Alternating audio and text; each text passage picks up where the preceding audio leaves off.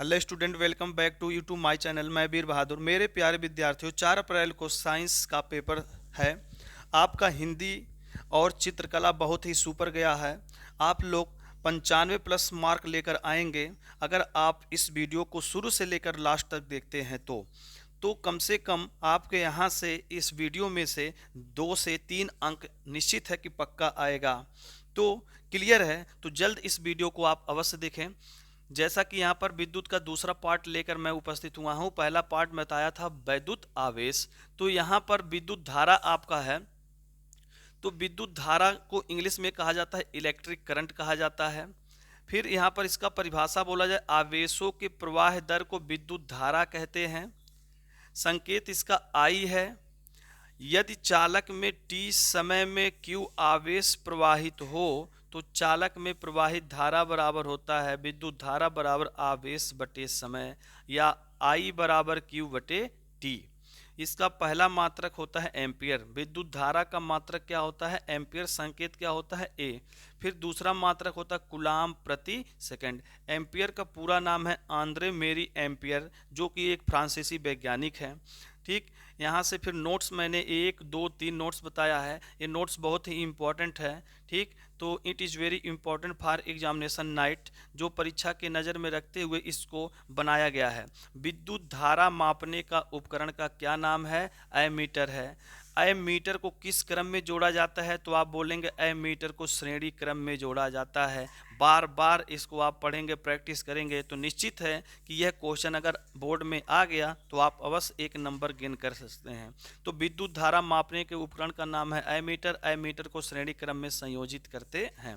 Note number 2 है, कह रहा किसी चालक में विद्युत धारा की दिशा, किसी चालक में विद्युत धारा की दिशा उसमें प्रवाहित होने वाले धन आवेश की दिशा में होती है। नोट नंबर 3 है, धातुओं में विद्युत धारा मुक्त इलेक्ट्रॉन अर्थात ऋण आवेश के प्रवाह से उत्पन्न होती है।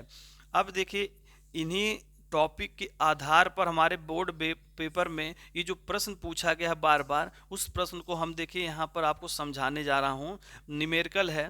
पहला कह रहा है कि यदि चालक में 2 एम्पीयर की धारा प्रवाहित है तथा चालक पर उपस्थित आवेश 4 कूलाम है तो आवेश के प्रवाह का समय ज्ञात कीजिए। तो देखिए, कोई भी सवाल दिया रहा है, चाहे फिजिक्स का हो चाहे मैथ का हो, तो उसमें हम सबसे पहले ये ढूंढते हैं, अगर फिजिक्स का सवाल है तो मात्रक ढूंढेंगे और उसके अंक। तो यहाँ पर देखिए, किसी चालक में कितना लिखा है? 2 एम्पियर। तो एम्पियर किसका मात्रक है? तो आपको पता है विद्युत धारा का मात्रक। तो यहाँ लिखें विद्युत धारा I बराबर 2 एम्पियर हो गया।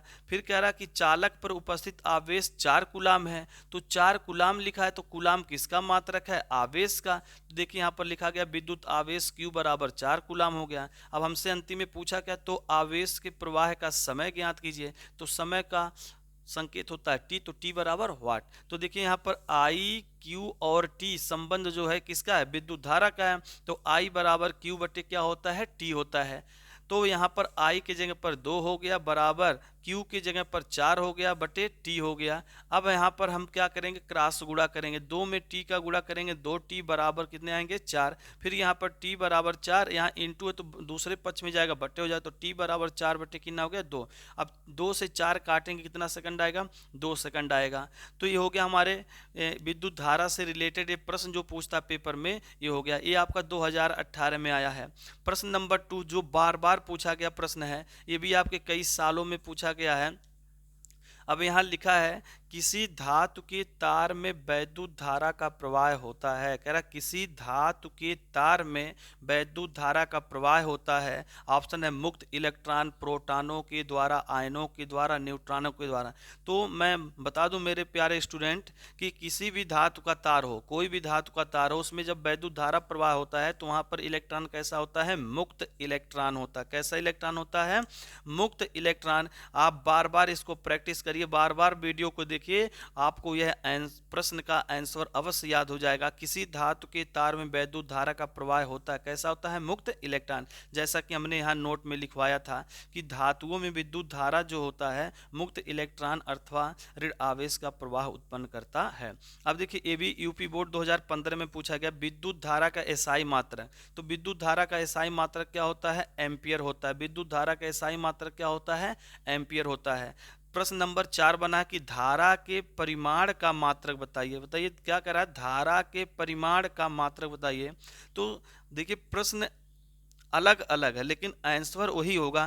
तो धारा के परिमाण का मात्रक क्या है, एम्पियर है। क्या है, एम्पियर है। तो आई होप आपको यह वीडियो पसंद आया हो। तो हमारे इस वीडियो को लाइक करें, कमेंट करें, सब्सक्राइब करें। जय हिंद, जय भारत। मिलते हैं पार्ट नंबर 3 में।